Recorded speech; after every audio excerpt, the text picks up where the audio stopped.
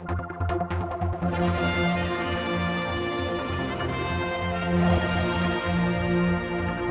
at the headquarters of the Department of Home Affairs with Minister Juan Watterson, who's bringing forward the consultation on the Criminal Justice Strategy 2012.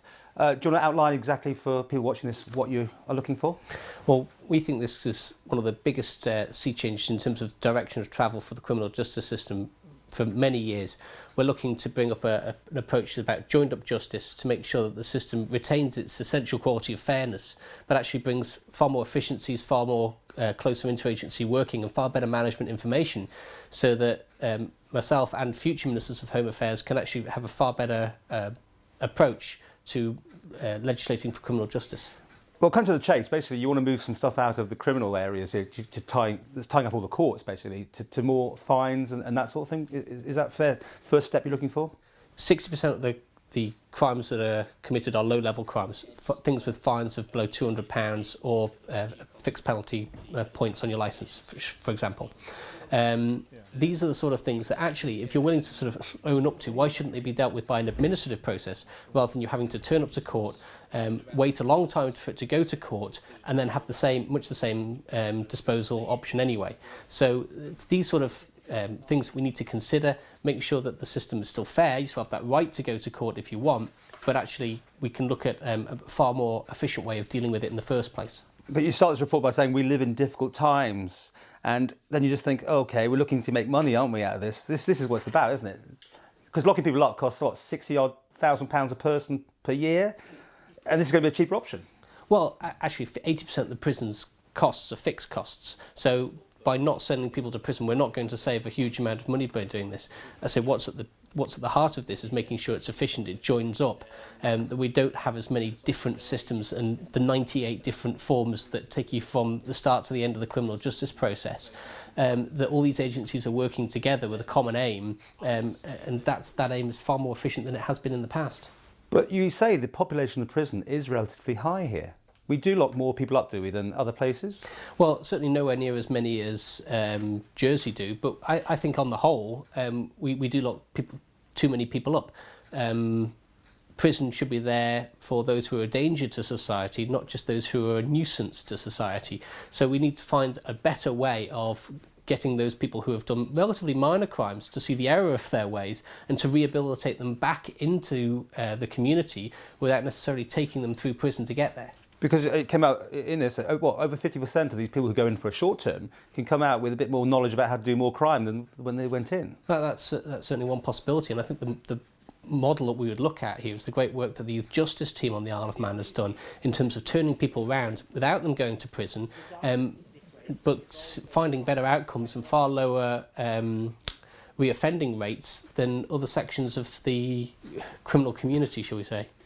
You put this to public consultation. I can tell you what they're going to say now. Lock them all up, especially the ones, the real bad ones. We keep them in prison as long as you want. And, that's what perception-wise is you're going to get out of this. You'll know exactly what you're going to get.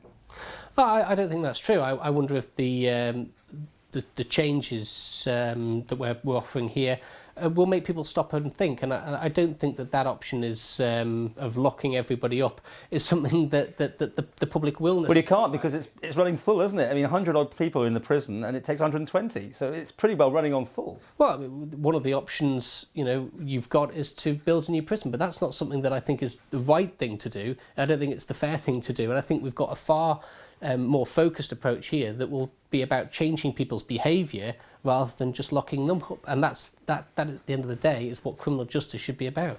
More fines, more tagging, more money into your coffers, whatever it takes, that's going to be a better option?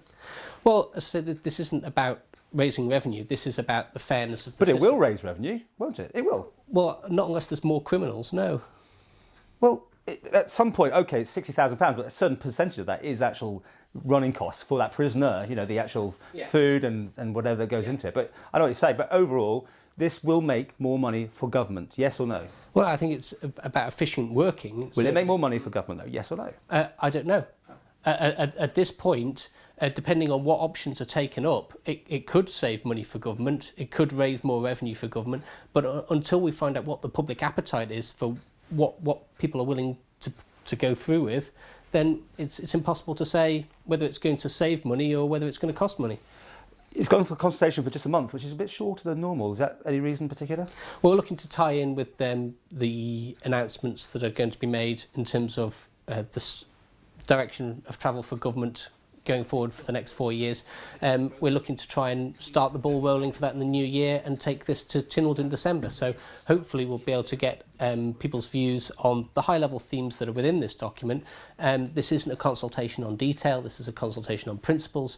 So we think that it can be more than achieved in the 4-week period, and we welcome people's views, and we hope to then take something to Tynwald in December.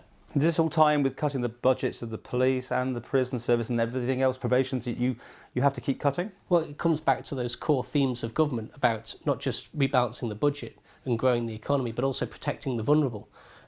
So in terms of victims and witnesses, these are also people who we are very much mindful of in moving the system forward. So, there was a far broader approach to this than just cost cutting.